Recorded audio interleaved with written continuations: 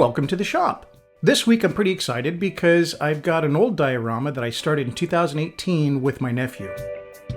When we started it, we didn't really have any historical anchor or a story that it was based on, and now I do.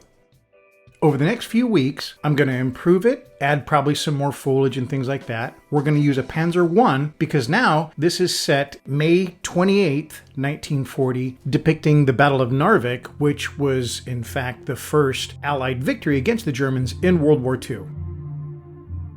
So the next, or I guess the rest of the video is just some pictures of the original build. I hope you enjoy them, and next week we'll start in on that Panzer I.